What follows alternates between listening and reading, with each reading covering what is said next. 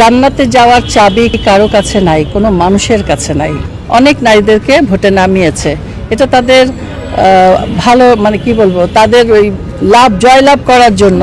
এখন বোরখা পরে যদি ছেলেও যায়, মুখে কথাও না বলে, তাহলে তো সেটা ভিতরে কে আছে, ছেলে না মেয়ে?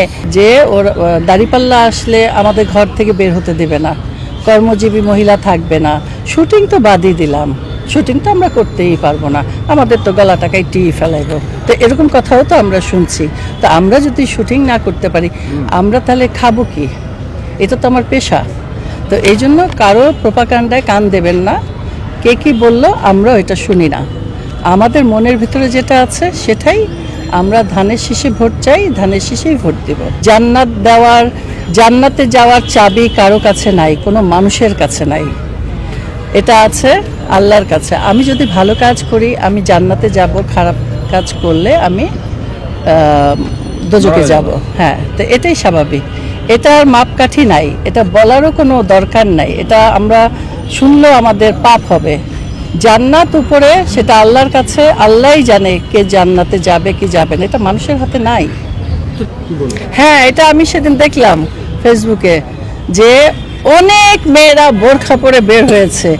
এখন আমি বলবো যে তোমরা নারীদের ঘর থেকে বের হতে দাও না, শুধু চোখটাই রাখো। ঠিক আছে, এটা ধর্মের ব্যাপার, এখানে আমি অন্য কিছু বলবো না। যার যার ঘরের যার যার ব্যাপার, পারিবারিক ব্যাপার।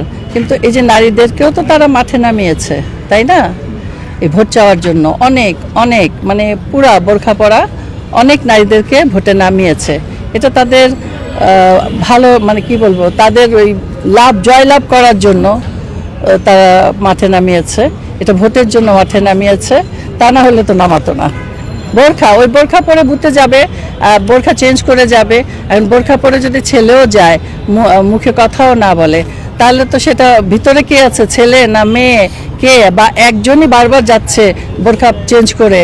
তো অনেক, হ্যাঁ, বোরখা এবং সাথে তাদের বিকাশ নাম্বার নেওয়া হচ্ছে, নিয়ে তাদের ভোটটা কনফার্ম করছে যে আমরা এই বিকাশ নাম্বারে তাদের ভোটটা কনফার্ম করলাম। আর আইডি কার্ড নিয়ে নিচ্ছে প্রমাণস্বরূপ যে তোমাকে আমি এই টাকা পাঠালাম, এই বোরখা দিলাম, তোমরা ভোট দিতে আসবে দাঁড়িপাল্লা।